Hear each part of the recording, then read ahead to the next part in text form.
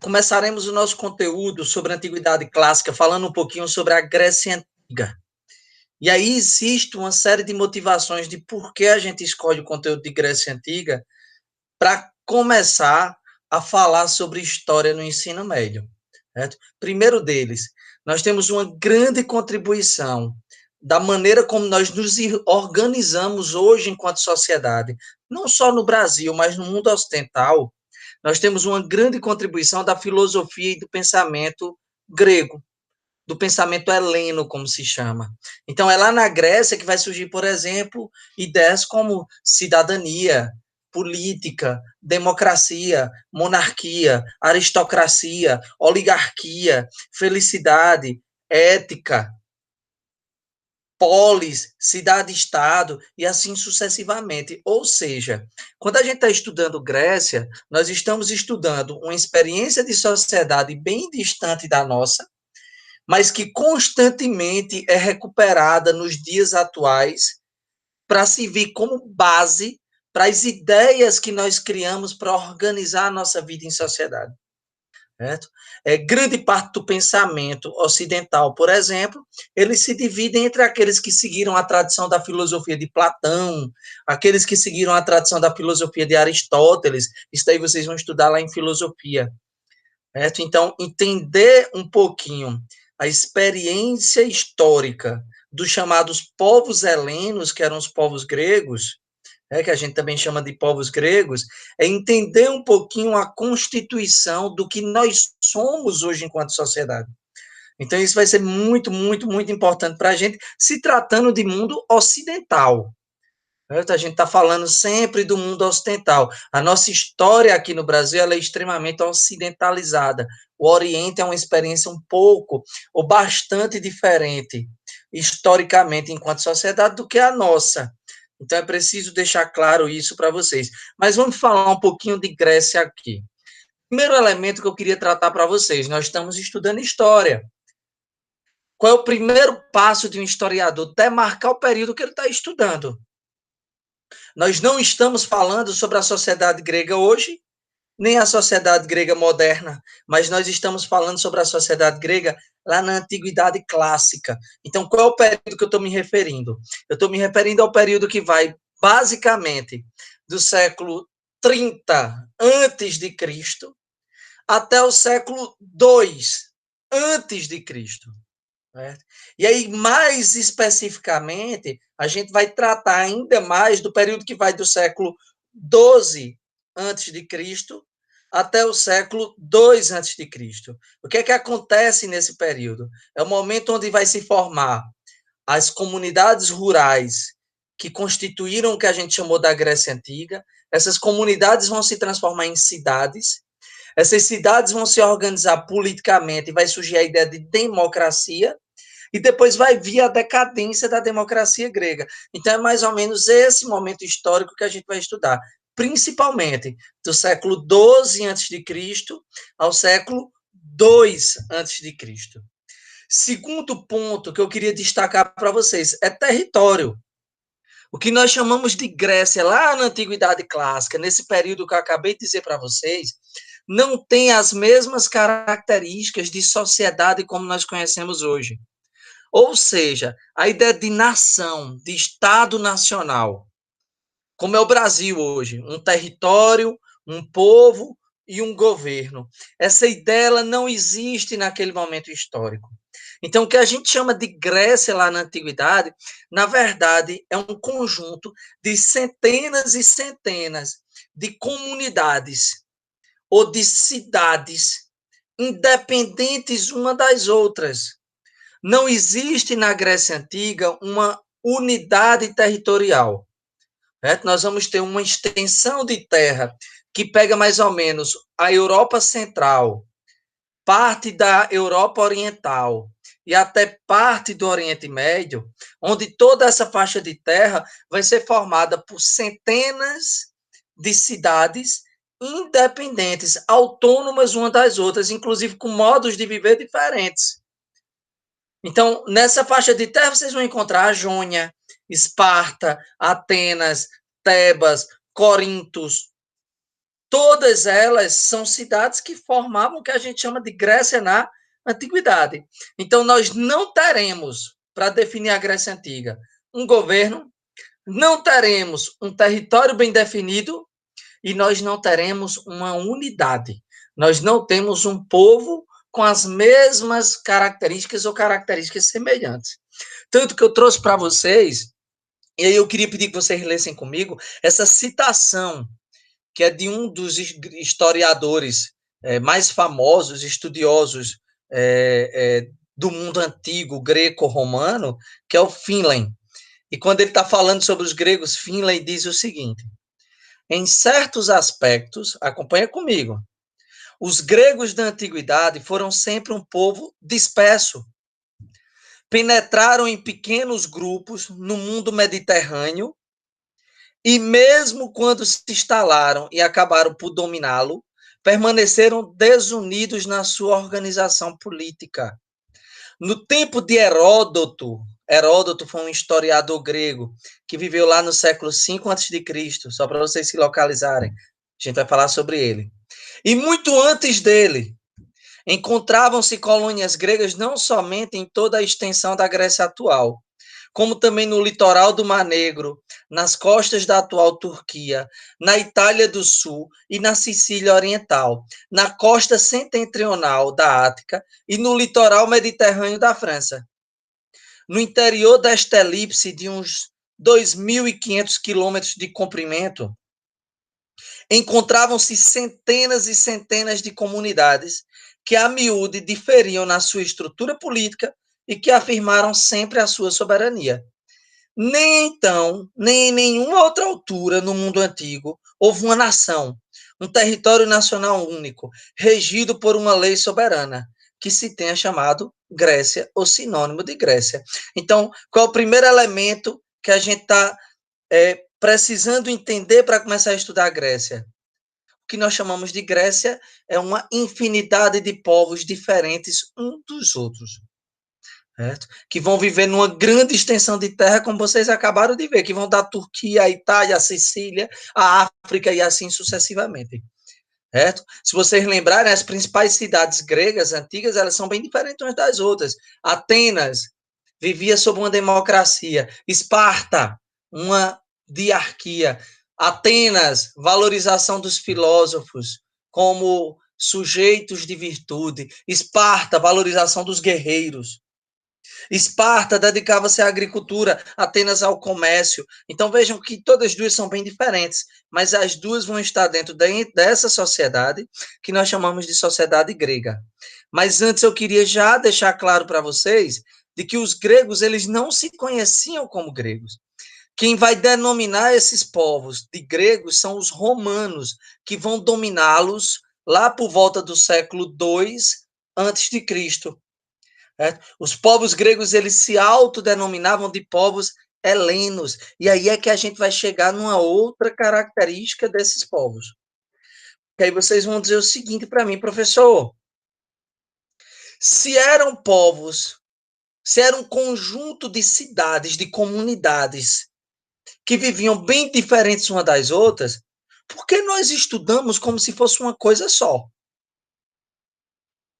Por que nós estudamos os povos helenos como povos que viviam mais ou menos iguais, quando na verdade eles eram bem diferentes? Por essa lógica, nós deveríamos estudar Atenas, Esparta, Corinto e suas características peculiares, suas características próprias.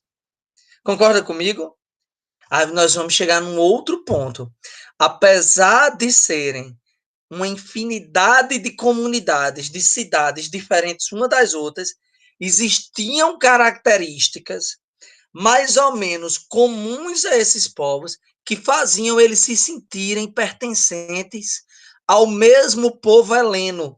A prova disso é de que em momentos de guerra eles se juntavam para formar um único exército.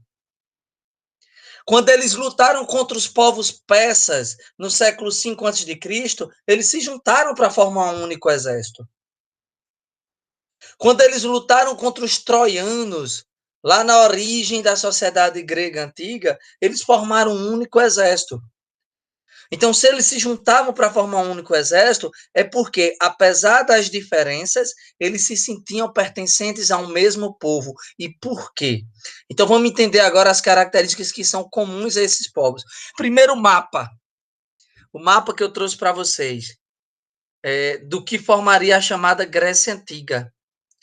Então, vocês veem, ó, que mais ou menos aqui nós vamos ter as chamadas polis gregas, as cidades gregas, as primeiras, são esses pontinhos vermelhos, ó.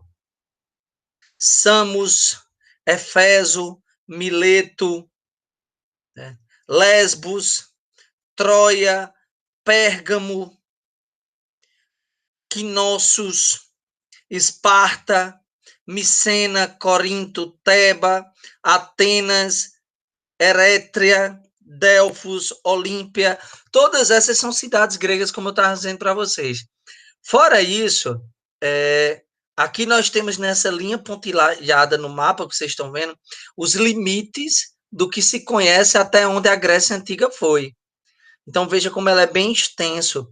Não é à toa que nós vamos ter vários mares banhando a chamada Grécia Antiga, o Mar Jônico, o Mar Mediterrâneo e o chamado Mar Egeu.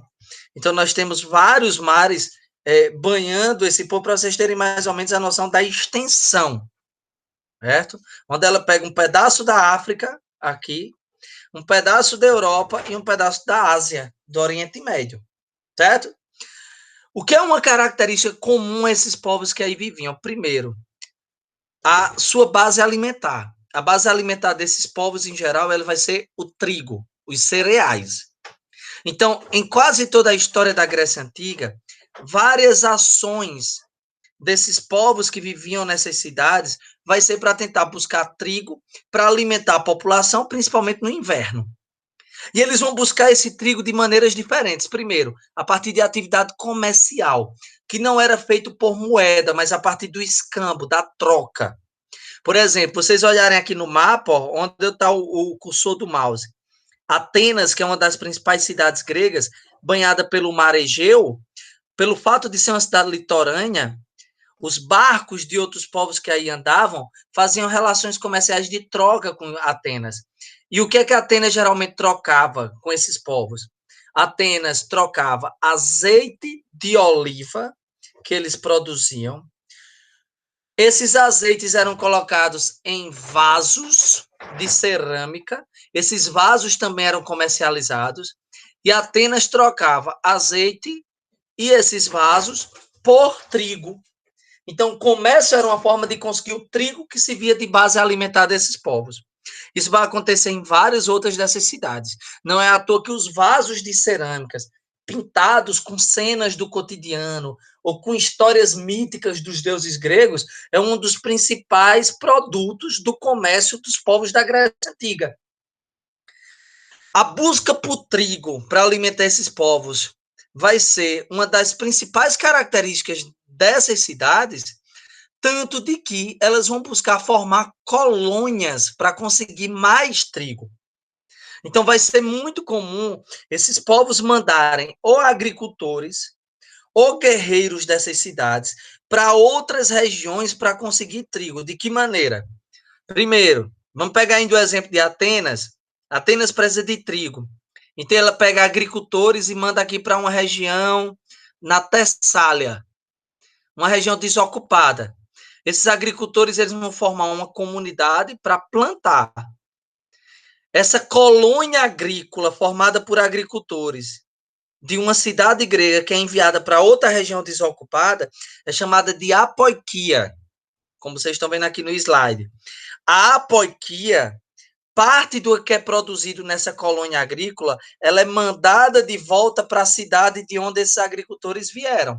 Então, por exemplo, o mesmo exemplo que eu estava dando a vocês. Atenas manda agricultores para Tessália. Esses agricultores formam uma apoikia, que é uma colônia agrícola. Quando eles colherem, parte vai ficar na colônia e parte vai voltar para Atenas. Uma outra coisa muito comum que essas cidades vão fazer na época é o chamado empório, entreposto comercial. Por exemplo, e vamos pegar uma outra cidade grega, Esparta, que está aqui na região do Peloponeso. Tá vendo o cursor do mouse? Esparta é uma cidade agrícola. Então, a Esparta produz seu azeite, aí pega e manda guerreiros e comerciantes para vender esse azeite aqui no litoral. Então, ela vai montar uma espécie de base comercial, entreposto comercial, uma espécie de armazém, chamado de empório, que é para fazer relações comerciais com outros povos em busca de trigo. E esse trigo vai ser enviado para Esparta. Então, dois tipos de colônias vão ser muito comuns entre essas cidades na época para buscar trigo. A Apoiquia, que é uma colônia agrícola, e a Empório, que é uma colônia comercial. O que é uma outra característica que é comum a esses povos? Vamos ler de novo aqui uma citação do Finlay, da obra Os Primeiros Tempos da Grécia, para tratar do que a gente vai falar a partir de agora. Finlay dizia o seguinte, olha só essa citação. Apesar de sua dispersão geográfica e de sua fragmentação, de não existir um governo, nenhum território bem definido, os gregos tinham uma profunda consciência de pertencer a uma só e mesma cultura. Esse fenômeno, ele é tão mais extraordinário, considerando-se a ausência de qualquer autoridade central política ou religiosa e o livre espírito de invenção de uma determinada comunidade para resolver os diversos problemas políticos ou culturais que se colocavam para ela. O que é que Phelan está dizendo nessa citação? Ele está dizendo, ó, não existia um governo, não existia uma única cultura, não existia um único território. As cidades que formavam a Grécia Antiga viviam de formas diferentes uma das outras, eram independentes, porém, esse povo, de maneira extraordinária, se sentia pertencente a uma mesma cultura. Por quê? Porque existia um sentimento de identidade plena, como eu estou colocando para vocês nesse slide. Identidade, minha gente, é uma palavra que vocês vão escutar muito falar nas ciências humanas, inclusive para quem for fazer a prova do Enem. O que é identidade? O que significa essa palavra? Quando eu falo para vocês identidade, vocês pensam nisso, vocês lembram logo de características que definem algo. Então, por exemplo, se eu falar a identidade de Ciro, professor de História, identidade de Ciro do IF, ou, resumindo, a identidade de Ciro, aí vocês lembram, pô, Ciro nem é gordinho, nem é magro, tem um cabelo raspado, usa brinco, é professor de História do Instituto Federal de Garanhuns, tem 2 filhas, ou seja, vocês começam a lembrar de características que vão me definir como Ciro e me diferenciar de outras pessoas, não é isso? Vocês estão dizendo, Ciro é dessa forma. Quando eu falo em identidade na história, é mais ou menos isso. Eu estou querendo estudar como determinadas pessoas, determinados grupos, durante o tempo, eles usam algumas características para se definir. E quando eles se definem, eles estão querendo se diferenciar de outros grupos, de outros povos, e ao mesmo tempo criar um sentimento de unidade. A identidade, elas seriam características que um grupo acredita pertencer a todas as pessoas daquele grupo. Isso vai criar o sentimento de que ele vive ou pertence àquela comunidade. Por exemplo, eu vou dar um exemplo a vocês. A bandeira de um país, como a bandeira do Brasil, quando tem uma Copa do Mundo de futebol, a galera se veste de verde e amarelo para se identificar como brasileiro. Então, a cor verde e amarela da bandeira faz parte de uma identidade brasileira, concorda? Seria mais ou menos essa ideia. Então, o que é que eu estou querendo explicar para vocês aqui? Apesar de serem povos bem dispersos, sem um governo central, existem características que fazem os povos helenos se sentirem pertencentes a um mesmo grupo. E o que é que faz isso? Eu separei 3 características. A primeira delas aqui embaixo, a língua. Essas várias cidades que eu mostrei no mapa, vamos botar o slide para vocês, está vendo? Ó, esse mapa, essas várias cidades, esses pontinhos vermelhos que formavam a Grécia Antiga, esses povos, eles falavam línguas, idiomas, com a base gramatical do grego. Eles tinham mais ou menos a mesma lógica gramatical. Então, todos aqueles que falavam grego eram considerados parte dos povos helenos. Não é à toa que eles identificavam povos estrangeiros como aqueles que não falavam grego. Só eu vou contar uma história para vocês. Tem um historiador grego chamado Heródoto, que ele viveu no século V a.C., e Heródoto, esse historiador, ele escreveu um livro chamado História, onde ele narrou a história das guerras entre gregos e persas. E ele conta lá como os gregos estranharam quando os persas, que eram povos que viviam no Oriente na época, quando eles chegaram para lutar contra os gregos, como os gregos estranharam o jeito de falar dos persas, porque eles não falavam a mesma língua. E eles começaram a ridicularizar os persas, mangando do jeito que eles falavam, blá, blá, blá, blá, blá. E de mangar dos persas como falar blá, blá, blá de uma forma diferente, eles começaram a chamar os persas de bárbaros, para dizer que os persas eram estrangeiros e dizer que bárbaros eram aqueles que não falavam grego nem tinham a cultura grega. Então, qual era uma da forma como eles se identificavam como um povo? A língua. Segunda característica que define a identidade helena, o mito de fundação. O que é um mito de fundação? O mito de fundação é uma história que é compartilhada de geração em geração, de avô para pai, para filho, para neto, para bisneto. E essa história não necessariamente ela é verdadeira, mas as pessoas elas vão acreditar nessa história como algo verdadeiro. Né? E qual é a função dessa história? É criar nas pessoas a ideia de que elas vêm do mesmo passado, vêm da mesma história. Isso vai fazer com que elas, mesmo sendo diferentes, acreditem fazer parte do mesmo grupo porque têm o mesmo passado. É a mesma coisa como quando a gente faz a árvore genealógica da nossa família. A gente diz, ó, meu pai, minha mãe, meus avós, meus bisavós, meus tataravós, para ver qual é a sua linhagem. Isso é criar uma ideia de que nós temos a mesma origem. Então, eu, meu irmão, minha irmã, apesar de sermos diferentes, a gente teria a mesma origem no passado. Toda sociedade cria seu mito de fundação, uma ideia sobre a sua origem.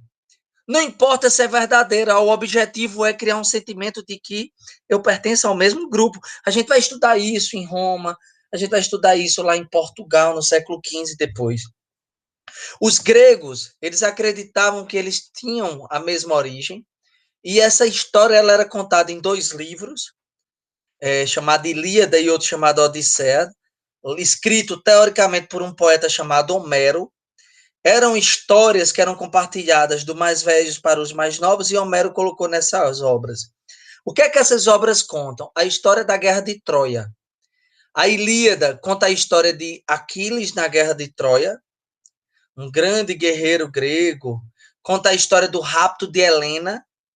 A Guerra de Troia é uma guerra entre os gregos e os troianos, após o príncipe Paris, que é o príncipe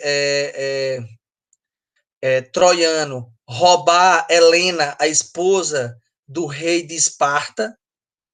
E aí vários povos se juntam para vingar o rapto de Helena. Daí esses povos se acreditaram ser povos helenos. Por quê? Porque os gregos se acreditavam ser povos helenos. Porque os gregos eram os povos que se juntaram para vingar o rapto de Helena, lutar contra Troia. Na Odisseia, a outra obra de Homero, se conta a história do retorno de Ulisses, ou de Odisseu, o guerreiro grego, após o fim da guerra, para a ilha que ele era rei, a ilha de Ítaca. Então, o que é o mito de fundação dos gregos?